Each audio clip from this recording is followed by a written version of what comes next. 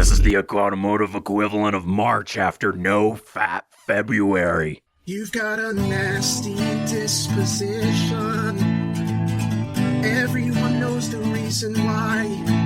You have a bad reputation. 'Cause you're the Evo IX. I'm gonna come hard enough to topple a full bottle of Snapple. An Evo makes guys come like John Mayer makes pussies gush. Finally, we have an Evo. The Mitsubishi Evo IX is the liquid snake to Subaru's solid snake. More focused, more determined, but hacked up in the end and forced to live on in spirit. The Evo had to be meaner because it was growing up against Subaru, who unfortunately could outspend Mitsubishi. Mitsubishi's Evo department was smaller than STi. Mitsubishi just couldn't throw money at problems like Subaru could, so they had to out-crazy Subaru. Tons of boost, yeah. Compression tighter than a virgin asshole. And what that does is create an engine that screams but also bleeds. This Evo IX MR has the 2.0-liter turbocharged 4G63 engine, and it came with stock boost at 19.5 psi. That's what you get stock. It also has a replaced stock blow-off valve because of course it does. A better downpipe, which has an electronic switch on it, which makes it a douche pipe. This is the douchebag switch, so I do have the stock exhaust running on the car. This is only for off-road use only. When I open the switch, the downpipe opens up and, you know. As far as the clutch goes, it has a super high bite point. And does anybody still call it a bite point? Most people just talk about where the clutch grabs or catches, not where it bites. I think it's just the Roman who calls it that at this point. Bite point. It's more of a motorcycle term. This car is lowered because the springs were replaced. No coilovers here, which was a big decision for Nirav because he dailies this car. You see, the Evo IX was his dream car because it was an attainable performance car for his budget and, in his opinion, a good investment because it could be tuned and modded but always taken back to stock to sell later. For a lot of people, the first and only place they've seen an Evo IX was in the movies. If you go back one generation, long story short, the Evo VIII was popular mostly due to its appearance in Fast and the Furious Tokyo Drift, the red-headed stepchild of the franchise. The Evo IX takes what the Evo VIII put forward and builds on it by making it more accessible to casual consumers, although it's still very much a driver's car, despite the casual modifications. Let me explain. Although this MR is the 6-speed, most people with the Evo IXs knock them back to the 5-speed because the 5-speed was stronger. It was a stronger transmission. This one still has the 6 though. For instance, straight off the line, the Evo IX made 286 horsepower, but after Nirav's mods, it's getting anywhere between the 350 to 380 horsepower range. It's a car that is customizable as a college girlfriend and every bit as erratic if you're not on your best behavior. Basically, there are 6 rules of life that will never change. Number 1, never use Head and Shoulders for crotch purposes. Number 2, few things in life are hotter than the lifeguard at your community swimming pool. Number 3, GoPros will always get very hot. Number 4, Garmin will always take you through the ghetto. Number 5, REO Speedwagon is a criminally underrated band by modern standards. And number 6, never, ever treat an Evo IX like a Subaru. Seriously. People, look at this. People just assume an Evo IX is like a Subaru because it looks like one. Oh, both have 4-cylinder engines. Oh, both have turbochargers. Oh, both have all-wheel drive. An Evo IX is just like a Subaru. It isn't. And they figure they can, so Subaru, they're reliable engines. I can beat on them all day long. You can't beat on an Evo IX. This isn't Subaru. Which is why the Evo IXs never seem to last. Because the people driving them lack the basic maturity to keep them in one piece. Sir, look at me. I swapped my 6-speed for a 5. That's all you have to do.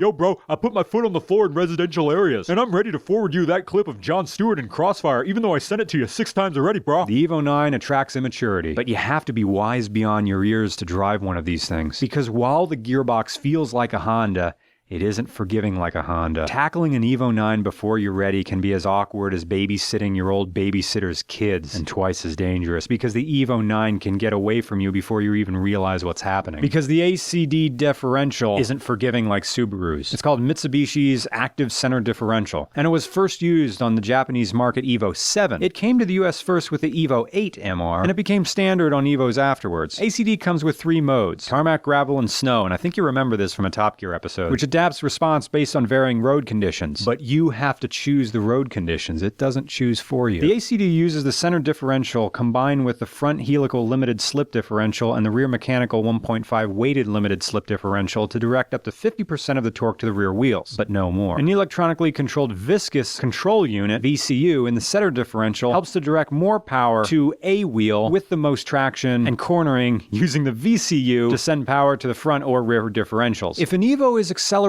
in a straight line, power is always distributed evenly. And if you're dumb enough to try to do burnouts in an Evo IX, you're going to break something. The final drive is 4.583. The gear ratio rack for the steering is 13:1. This car has a 32.7 foot turning radius, which is almost as wide as an RV is long. And the steering wheel is 2.1 turns lock to lock. Driving. Turn around.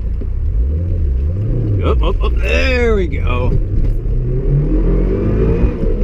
Ooh, wow, what was that bang? Is that normal? It's normal. Like, was that the rear diff, or what was that clunk I hear from the back? Probably the rear. But don't worry about it. I mean, it's RPM, so I have plenty of revs to play with here. I really don't have to be short shifting it through this traffic. That will keep it fairly close to the boost threshold for when I need to join the rest of the traffic, as if it would have been this. Nothing. See,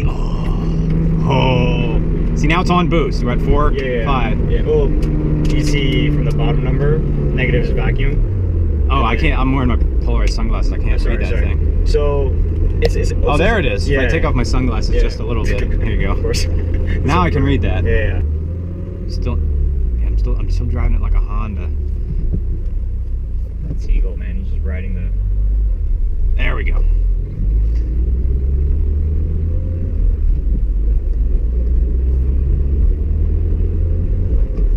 Oh, that was better. Okay.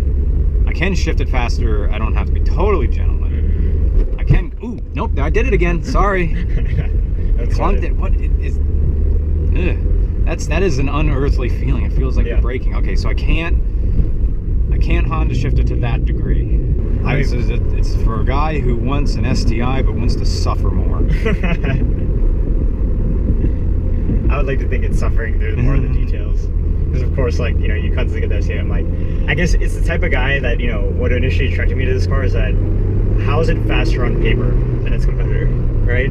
And so when you look at all the reviews, you know, that came out for this car at the time, it's consistently faster to 60, consistently faster on a track, all these things. And that's what, and then also just the feeling of the car, you know, the way it handles, you know, the way the steering feels, and you know, it was kind of like one of the things that drove me to this car. An Evo IX wants you to get arrested. See, power comes on from the huge turbo at about 4,000 RPM. And that means at the end of the highway on-ramp, the Evo is presenting you with fantastic promises of limitless acceleration and virgin assholes. The feel of the interior, and this is going to be painful, but the feeling of the interior is on par with a second-generation Dodge Neon. That's how it is. SRT4, Evo IX, about on par with you. Yeah, they're kind of the same on the inside. And that's a side effect of Mitsubishi putting what money they did have into the engine and brakes. Oh, by the way, fantastic brakes. In closing, the Evo IX is a car you imagine yourself driving when you're a kid. The idealized first car, because like a rescue dog, it needs so much love. And if you own one, you will love it. This is for people who wear their car as a costume because it's going to define who they are for as long as they own it, and maybe for a little while after. Alright, I'm gonna turn into the rap game. It's been a little while. Hoping this one goes well. Fingers crossed. Let's go. New review for a brand new day like Kofi. Got a boner that's the size of a Heisman Trophy. Even if I ever suffer from shrinkage, I think big, keeping it short and sweet like Peter Dinklage. The Evo IX got that Evo shine, got that Evo swag, cause it's Evo fine. Let me rap about the things I'ma do for no reason. Aggressive like a bill for a state at 4 seasons. I'm for equal rights and equal lefts for anybody up in you who's trying to step, cause I protect my rep. Oh yeah, this is the automotive equivalent of March after no fat February. You've got a nasty disposition. could outspend Mitsubishi. Mitsubishi's Evo department was smaller than STi. Mitsubishi just couldn't throw money at problems like Subaru could, so they had to out-crazy Subaru. Tons of boost, yeah. Compression tight to Subaru's solid snake. More focused, more determined, but hacked up in the end and forced to live on in spirit. The Evo had to be meaner because it was growing up against Subaru, who, unfortunately, Everyone knows the reason why you have a bad reputation. 'Cause you're the Evo IX. I'm gonna come hard enough to topple a full bottle of Snapple. An Evo makes guys come like John Mayer makes pussies gush. Finally, we have an Evo. The Mitsubishi Evo IX is the liquid snake